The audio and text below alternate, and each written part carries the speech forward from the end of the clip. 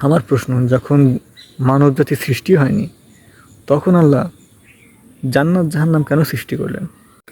Hello viewers, welcome back. তো বিগত ভিডিওগুলোর মাধ্যমে আমরা সৃষ্টি রহস্যের সূচনাটা বোঝার চেষ্টা করেছিলাম,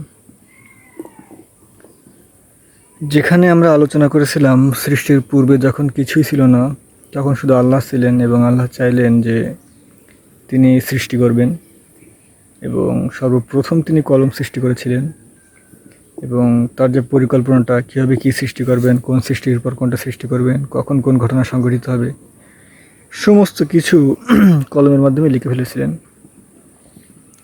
এবং আমরা আরও আলোচনা করেছিলাম যে আসমান এবং জমিনের মধ্যকার সব কিছু সৃষ্টি করলেন, আসমান এবং জমিন সৃষ্টি করলেন, ফেরেশতা সৃষ্টি করলেন এবং নিজেকে আরশের উপর সমাসীন করলেন। এই সমস্ত বিষয়গুলো আমরা বিগত ভিডিওগুলোর মাধ্যমে আলোচনা করেছিলাম এবং একটা যৌক্তিক এবং বাস্তবিক একটা ধারণা নেওয়ার চেষ্টা করেছিলাম। তো প্রথম ভিডিওতে আমি যেভাবে বলেছিলাম যে আল্লাহর খেলা আমি দেখেছিলাম, সেই খেলাটা কিন্তু বোঝানোর জন্যই আপনাদেরকে এই ধারণাটুকু দেওয়ার চেষ্টা করছি। তো তার ধারাবাহিকতায় আমরা আজকে আল্লাহর খেলার সেই সূচনাটা কিছুটা আন্দাজ করব এই ভিডিওর মাধ্যমে। আর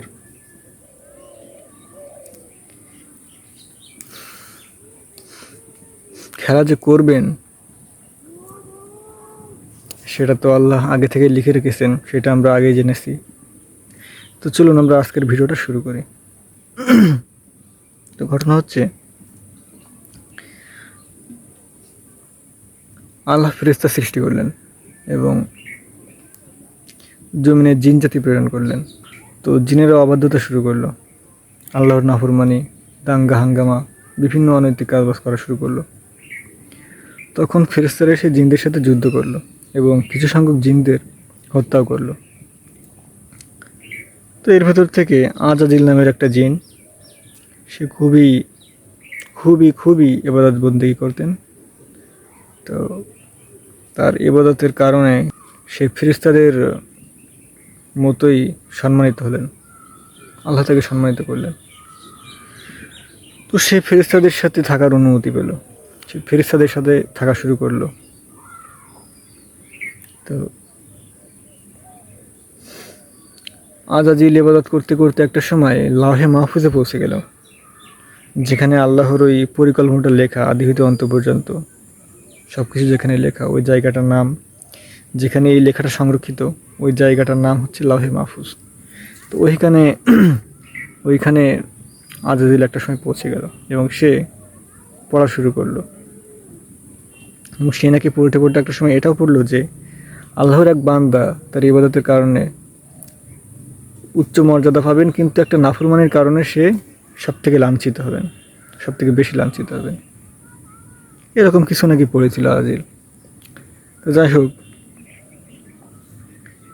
ঘটনা হচ্ছে একটা পর্যায়ে আল্লাহ ফেরেশতাদেরকে সংগঠিত করলেন এবং তাদেরকে বললেন যে আমি জমিন আমার খলিফা প্রেরণ করব বা মানুষ সৃষ্টি করব, এই বিষয়টা উপস্থাপন করলেন। তো ফেরেশতারা বললেন যে আল্লাহ, আমরা তো আপনার ইবাদতে উত্তম, পূর্বেও জিন জাতিরা এরকম জমিনে দাঙ্গা হাঙ্গামা ফিতনা ফাসাদ সৃষ্টি করছে, তো মানুষরাও তো এরকম করবে, তো মানুষ সৃষ্টির কী দরকার, এরকম কিছুই বললেন ফেরেশতারা। তো আল্লাহ তাদেরকে বললেন যে আমি জানি, তোমরা তো জানো না। অর্থাৎ ফেরেশতাদের যে অস্তিত্ব দিবেন এটা তো ফেরেশতারা জানতো না। ফেরেশতারা যে আজকে ফেরেশতা, এটাও তো আল্লাহর পরিকল্পনার একটা অংশ, আমরা পূর্বের ভিডিও থেকে যেটা বুঝতে পারি। তো আল্লাহ আদম আলাইহিস সালামকে প্রথমে সৃষ্টি করলেন এবং ফেরেশতাদেরকে আবারও সংগঠিত করলেন এবং সেখানে ফেরেশতাদেরকে কিছু জিনিস দেখানো হলো এবং তাদেরকে বললেন আল্লাহ যে তোমরা এই জিনিসগুলোর নাম বলো।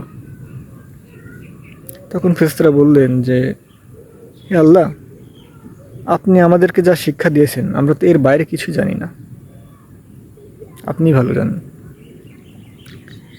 তখন আল্লাহ আদম আলাইহিস সালামকে, আমাদের আদি পিতা আদম আলাইহিস সালামকে বললেন যে হে আদম, তুমি এই জিনিসগুলোর নাম বলো। তখন আদম আলাইহিস সালাম খুব সুন্দরভাবে নামগুলো উপস্থাপন করলেন। অর্থাৎ আল্লাহ একটু কৌশল করলেন এবং আদম আলাইহিস সালামকে সম্মানিত করলেন।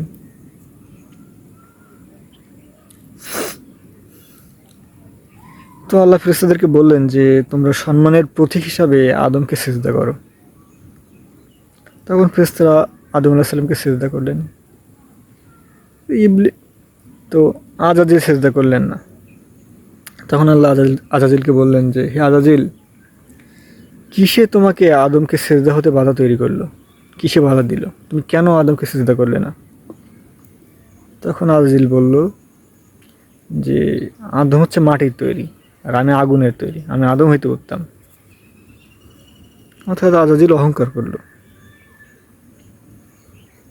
তো এই অপরাধে আল্লাহ তাকে লাঞ্ছিত করলেন এবং বললেন ভেস থেকে নেমে যেতে। এখন আমার প্রশ্ন দুইটা। একটা হচ্ছে আজাজিল যতই ইবাদতবন্দি করুক না কেন, সে তো ছিল জিনদের ভেতরে একজন, সে তো ফেরেশতা ছিল না। তাহলে কেন আজাজিলকে ফেরেশতাদের সাথে থাকার অনুমতি দেওয়া হলো বা রাখা হলো? আর একটা প্রশ্ন, যখন মানব জাতি সৃষ্টি হয়নি, শুধুমাত্র আদম আলাইহিস সালাম সৃষ্টি হয়েছেন, অর্থাৎ মানব জাতি বলতে তো আদম আলাইহিস সালামকে বোঝায় না, আদম আলাইহিস সালামের সমস্ত সন্তানদেরকে বোঝায়। তো তখন কেউ সৃষ্টি হয়নি, শুধু আদম আলাইহিস সালাম ছাড়া। তখন আল্লাহ কেন জান্নাত এবং জাহান্নাম সৃষ্টি করলেন? আচ্ছা, জাহান্নাম সৃষ্টি যে করলেন এটা কীভাবে বুঝলাম? ইবলিসকে যখন বিতাড়িত করলেন জান্নাত থেকে, তখন ইবলিস কিছু কথোপকথন করেছিল আল্লাহর সাথে, সেটা আমরা অনেকেই জানি, সবাই জানি। বিষয়টা হচ্ছে এরকম যে ইবলিস আল্লাহকে বললেন যে আমি যেহেতু আদমের কারণেই লাঞ্ছিত হলাম বা বিতাড়িত হচ্ছে এখান থেকে, তো আদম সন্তানদেরকে আমি পথভ্রষ্ট করব। তখন আল্লাহ বলেছিলেন যে দূর হয়ে যা তুই, আমার মুমিন বান্দা যারা থাকবে তাদেরকে তুই পথভ্রষ্ট করতে পারবি না, এরকমই কথাবার্তা হয়েছিল। তো তখন